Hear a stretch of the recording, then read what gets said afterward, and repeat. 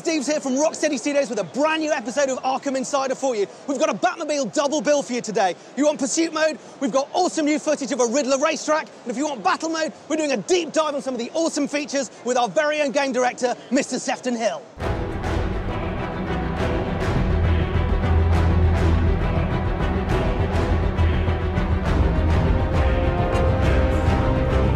Why don't you tell us why you chose Harley Quinn for your costume? I just love her character. She's a lovable rogue, and she appeals to so many people on so many different levels. She's fun, she's bubbly, she's energetic, and she likes Mr. J. We promised you a battle mode deep dive, and here we are in front of the Batmobile with Rocksteady's very own game director, Mr. Sefton Hill. Sefton, what inspired you to add the Batmobile to the Arkham series? Well, really, we just felt that it was the one thing that we hadn't had a chance to do, was to really deliver the keys to this amazing vehicle, to give the player the freedom of Gotham City as Batman gliding above the streets, but in this awesome, incredible, famous vehicle, give everyone the chance to drive this and really complete that whole Batman experience. One of the things about the Batmobile that we absolutely love is the gadgets. What are the features that we can expect on the Arkham Knight Batmobile? Well, it's an extension of Batman, so it's absolutely full of gadgets in and of itself, and it helps him in every single way. You know, it helps him in combat, it helps you in puzzle solving, it can be controlled remotely. I mean, there's so many things on the car, even starting from the front. Have the power winch here that can be used to pull down objects, to supply power to objects. And then as we move back across the car, you've got the cockpit, kind of a fighter pilot style cockpit, shoots backwards and forwards, instant access. These immobiliser missiles here that Batman can use in pursuit mode to take down other vehicles. I guess we've missed out these awesome tyres, these omnidirectional tyres which allow the car to move in any direction, be completely and utterly agile when fighting hundreds of tanks throughout the Gotham City streets. There's also a couple of cool new features we've never talked about at all on the Batmobile. One is the EMP, so fitted to the wheels of the car is an EMP device. It's an upgrade that you get as you play through the game. And basically what this allows you to do is temporarily stun any of the Arkham Knight's drone forces. So when you're surrounded, 20 drone tanks, they're all firing at you at once, boom, release the EMP device. It will frazzle their attacks for a short period of time. It will fly, incoming missiles will get thrown and miss you. It gives you a little window of opportunity, a little breather while you're fighting all of these tanks. And secondly, on top of the turret there, you can just see it right on top of the turret, is what we call the drone virus. So Batman and Lucius Fox actually has developed this technology which allows him to hack into drones and flip them. It basically corrupts their friend or foe targeting device and they'll start attacking their own drones.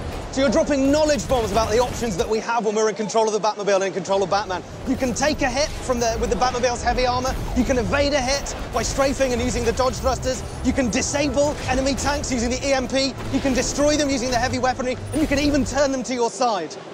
That's right, yeah. I mean, if you look at it, this is one car. I mean, it's one car versus an army. So this has to be the most badass car you've ever seen, because you are literally taking on thousands of troops, hundreds of tanks, hundreds of drone forces. So this is all that stands between Gotham being completely taken over and Batman protecting his city.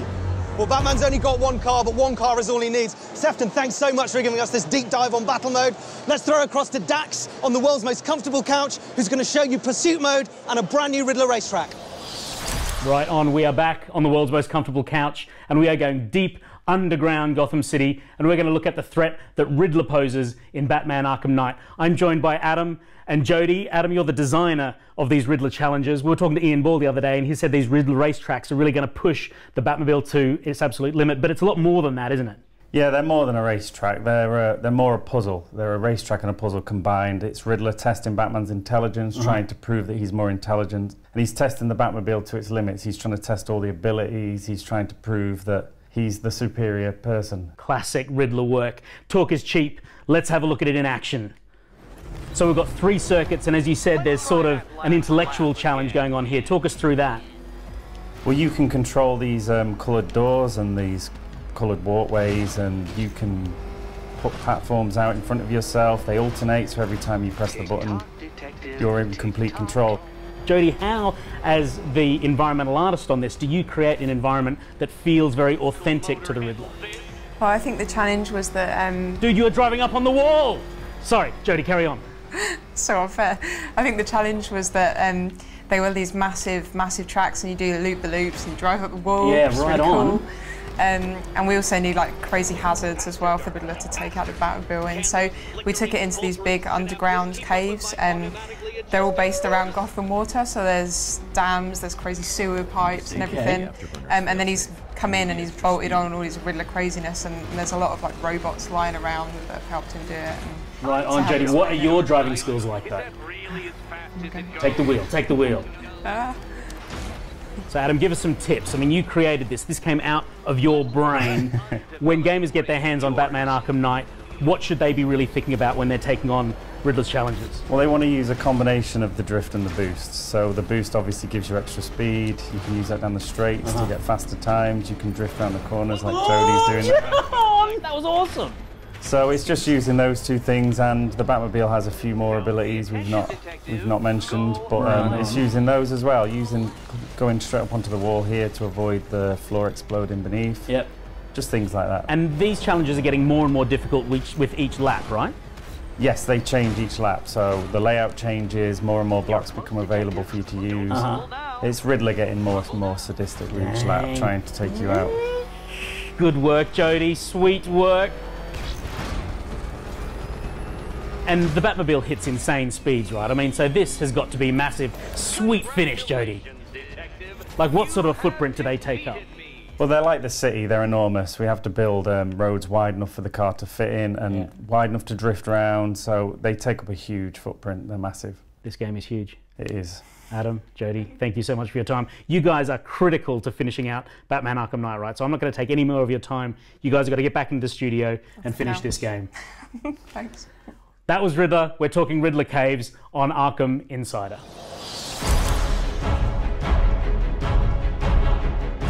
It wouldn't be an episode of Arkham Insider without us taking your burning questions straight from the community. This week we've taken them from the hashtag #AskArkham, as well as from people who've directly contacted Sefton via Twitter at SeftonHill. First question comes from CJ Matrellis, who asks, is it true that the game has in-game cutscenes, so our costume choices will carry over into cutscenes?